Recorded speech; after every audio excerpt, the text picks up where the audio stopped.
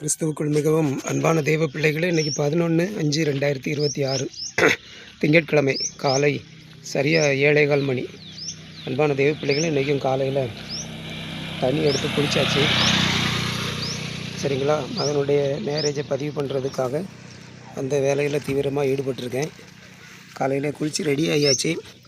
Daily காலையில் இந்த புன்னை கன்றுகளுக்கு தண்ணி ஊற்றுவேன். சரிங்களா? இதுவும் தடுத்து வந்துடும். சரிங்களா?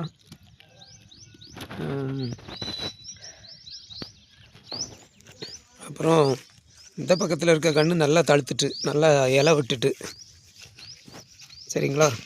பயமாக இருக்குது, ஆடு கடிச்சிருமோ அப்படின்னு சொல்லி. ஏற்கனவே ஆடு கடிச்சிருக்கு பாருங்கள் அந்த இலையை. சரிங்களா? இது நல்லா தளிர் அடிச்சிருச்சு, இலையும் நல்லா பெருசாக வர ஆரம்பிச்சிருச்சு.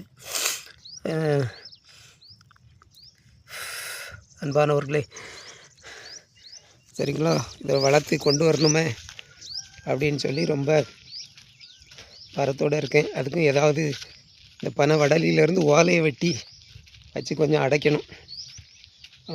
இன்னையிலேருந்து ஆண்டவர் இந்த பக்கத்தில் ஆடு மாடு வராதபடி பாதுகாத்து கொள்ளுங்கன்னு சோம்பிக்கிட்டு இருக்கேன்.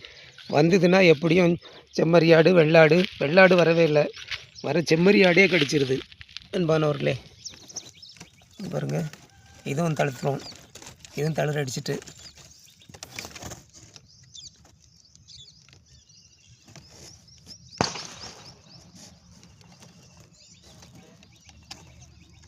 அன்பான தெய்வ பிள்ளைகளே,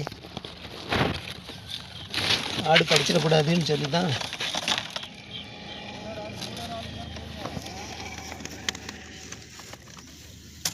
பாருங்கள் அழகாக தடுத்துருக்கு. ஓலையும் வச்சுருக்கேன். இதிலோடி வாயை விட்டு கடிச்சிடக்கூடாதுன்னு பயமாக இருக்குது. அன்பான தெய்வ பிள்ளைகளே, சரிங்களா? பாருங்கள், இதுவும் தடுத்துருக்குது, ஆனால் ஆடு கடிச்சிருக்கு. பாருங்கள், எப்படியும் இந்த செம்மறி ஆடுங்கன்னு மேயதுக்கு வருது.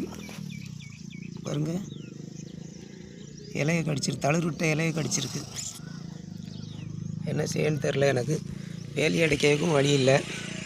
அன்பான தெய்வ பிள்ளைகளே, அதனால் இன்றைக்கி போக வேண்டியது வேறு இருக்கா.